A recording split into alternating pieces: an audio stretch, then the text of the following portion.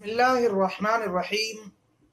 سوال یہ ہے کہ ہندی زبان، انگریزی زبان، سنسکرت، یہ زبانیں سیکھنا، بولنا اور ان زبانوں میں کتابیں پڑھنا یا پڑھانا یہ کیسا ہے؟ جائز ہے، ناجائز ہے؟ کیا اس میں کسی قسم کا کوئی شرک کا شبہ پایا جاتا ہے؟ کیا حکم ہے اس کا؟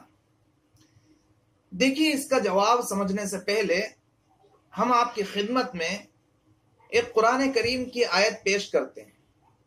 اللہ تبارک و تعالی کا فرمان ہے، وَمِنْ آيَاتِهِ خَلْقُ السَّمَاوَاتِ وَالْأَرْضِ وَاخْتِلَافُ أَلْسِنَتِكُمْ وَأَلْوَانِكُمْ، یعنی اللہ تبارک و تعالیٰ کی قدرت کی نشانیوں میں سے ہے آسمانوں کو اور زمینوں کو پیدا کرنا، وَاخْتِلَافُ أَلْسِنَتِكُمْ وَأَلْوَانِكُمْ، یعنی تمہاری زبانوں کا الگ الگ ہونا یہ بھی اللہ کی نشانیوں میں سے ہے، اور تمہاری رنگتوں کا الگ الگ ہونا یہ بھی اللہ کی نشانیوں میں سے ہے۔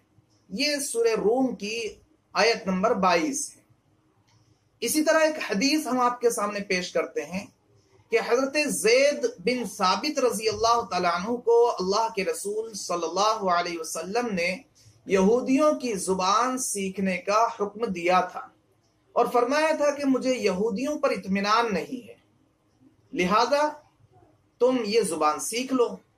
چنانچہ حضرت زید بن ثابت رضی اللہ تعالیٰ عنہ کو 15 دن بھی نہیں گزرے کہ آپ نے یہودیوں کی زبان سیکھ لی، اور جب حضور کو کوئی خط لکھوانا ہوتا یہودیوں کے پاس تو آپ حضرت زید بن ثابت سے لکھوایا کرتے، اور جب کوئی خط پڑھوانا ہوتا تو حضرت زید بن ثابت رضی اللہ تعالی عنہ آپ کے سامنے وہ خط پڑھا کرتے تھے۔ جامع ترمذی میں یہ روایت موجود ہے۔ تو قرآن کریم کی آیت اور یہ حدیث سننے اور سمجھنے کے بعد اب ہم آپ کی خدمت میں اصل جواب پیش کرتے ہیں کہ زبانیں تمام کی تمام اللہ تبارک و تعالیٰ کی پیدا کی ہوئی ہیں، اور زبانیں دل کی باتوں کے اظہار کا ذریعہ ہوا کرتی ہیں۔ کوئی بھی زبان اپنے آپ میں اپنی ذات میں بری نہیں ہوا کرتی۔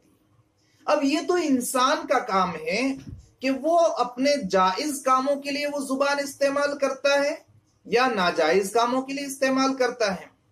صرف اس وجہ سے کوئی زبان ناپسند نہیں ہوا کرتی کہ اس کے بولنے والے زیادہ تر نان مسلم، غیر مسلم لوگ ہیں، چاہے وہ سنسکرت زبان ہو، چاہے ہندی زبان ہو، چاہے انگریزی زبان ہو۔ صرف وہ اس لیے بری نہیں ہو جائے گی کہ اس کے بولنے والے غیر مسلم زیادہ ہیں۔ چنانچہ اللہ کے رسول صلی اللہ علیہ وسلم نے حضرت زید بن ثابت رضی اللہ تعالیٰ عنہ کو یہودیوں کی زبان یعنی کہ سریانی زبان سیکھنے کا حکم دیا تھا، اور 15 دن کے اندر اندر انہوں نے وہ زبان سیکھ لی تھی۔ اس لیے اگر کوئی انسان انگریزی، ہندی، سنسکرت زبان سیکھتا ہے اور ان زبانوں کے سیکھنے کا مقصد اپنی تجارت کو فروغ دینا ہے، روپیے پیسے کمانے میں آسانی اس کے پیش نظر ہے، تو سیکھنا جائز ہے۔